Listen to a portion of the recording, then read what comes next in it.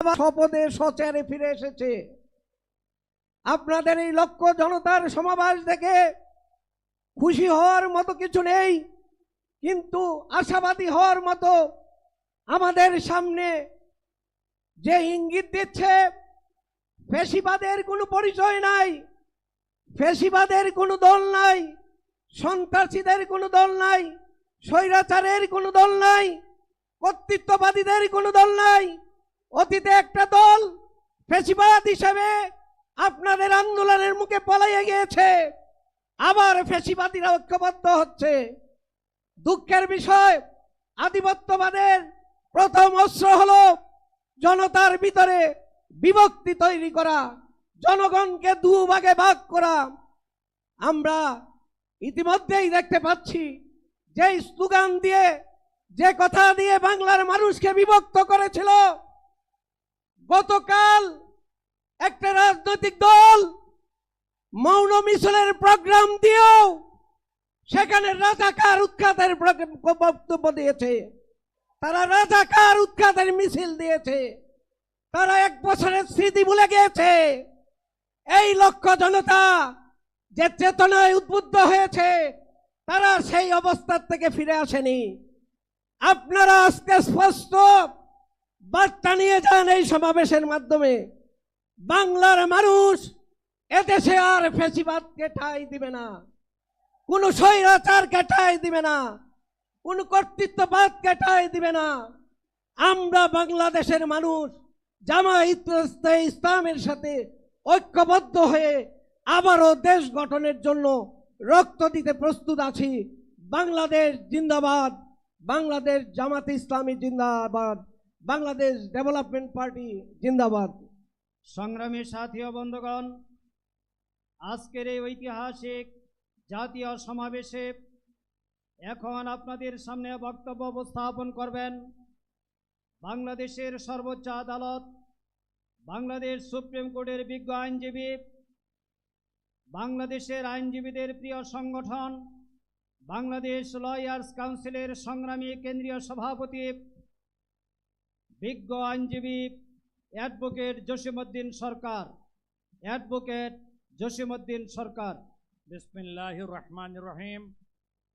আজকে এই মহাসমাবেশের সম্মানিত সভাপতি, বাংলাদেশ জামাত ইসলামীর সংগ্রামী আমির জননেতা ডাক্তার শফিকুর রহমান, উপস্থিত বিভিন্ন জাতীয় নেতৃবৃন্দ, জামাতের নেতৃবৃন্দ, মুক্তিযোদ্ধা পরিবারের সদস্যবৃন্দ, আমার প্রাণ প্রিয় ভাইয়েরা, আসসালামু আলাইকুম রহমতুল্লাহ বারকাতুহু।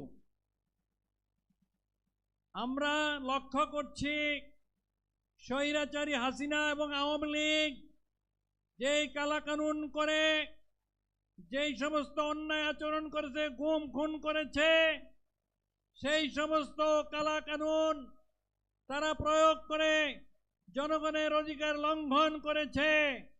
এই 36-এর 24-এর জুলাই যোদ্ধাদের সংগ্রামের অনিবার্য দাবি হচ্ছে এই সমস্ত কালাকানুন বাতিল করে সংস্কারের ব্যবস্থা করা। জামাত ইসলামী বাংলাদেশ ইতিমধ্যেই এই সংস্কারের লক্ষ্যে 41 দফা প্রণয়ন করে জাতির সামনে এবং অন্তর্বর্তীকালীন সরকার সামনে উপস্থাপন করেছে। এই সংস্কারের অন্যতম একটি হচ্ছে 7 দফার 1 দফা। জামাত আইন অঙ্গনে আইনি সংস্কারের জন্য যে দাবি করছে তা হচ্ছে বিচার বিভাগকে নির্বাহী থেকে আলাদা করতে হবে। বিচার বিভাগকে আইন মন্ত্রণালয় থেকে আলাদা করে সুপ্রিম কোর্টের অধীনে একটি আলাদা মন্ত্রণালয় প্রতিষ্ঠা করে সচিবালয় প্রতিষ্ঠা করতে হবে। আইন প্রণয়ন এমনভাবে করতে হবে যাতে আগামী দিন বিচারপতি নিয়োগের ক্ষেত্রে স্বচ্ছ ন্যায়পরায়ণ নীতি অবলম্বন করা হয়। বিশেষ করে উচ্চ আদালতের বিচারপতি নিয়োগের ক্ষেত্রে এই নীতির ব্যর্থ হওয়ার কারণে আমরা বিচারপতিদের কারো মুখ থেকে শুনতে পেরেছি আমরা শপথবদ্ধ রাজনীতিবিদ। মনে পড়ে আপনাদের কথা? একজন বিচারপতি বলেছিল যে আমরা শপথবদ্ধ রাজনীতিবিদ। আমরা এমন বিচারপতি রিক্রুটমেন্ট চাই না, আমরা মৌলিক সংস্কার চাই। সাইবার অ্যাক্ট 2023 অবিলম্বে কালাকানুন বাতিল করতে হবে, যে অ্যাক্টের মাধ্যমে বিরোধী দলকে নির্যাতন নিপীড়ন করা হয়েছে। সংগ্রামী ভাই ও বন্ধুগণ, নির্বাচন কমিশনে ব্যাপক সংস্কার করতে হবে, পুলিশে সংস্কার করতে হবে, র্যাবের মধ্যে সংস্কার করতে হবে, জনপ্রশাসনের সংস্কার করতে হবে।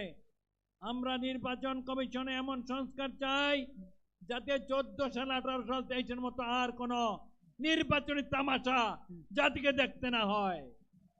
একটা স্বচ্ছ, একটা গ্রহণযোগ্য, অংশগ্রহণমূলক নির্বাচন চাই, কোন তামাশার নির্বাচন আমরা চাই না। এই জন্য জামাত ইসলামী বাংলাদেশ মৌলিক সংস্কারের কথা বলেছে। এই সংস্কার না হলে অর্থবহ নির্বাচন সম্ভব হবে না।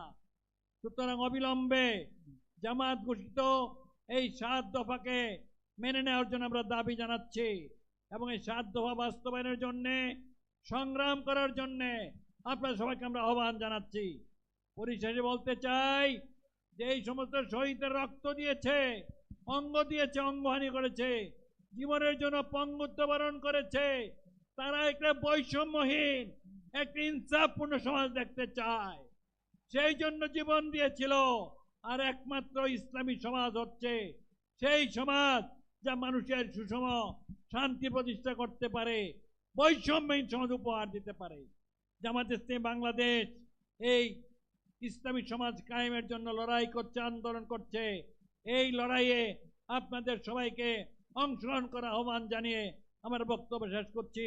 আসসালামু আলাইকুম রহমতুল্লাহ বারকাতুহু। সম্মানিত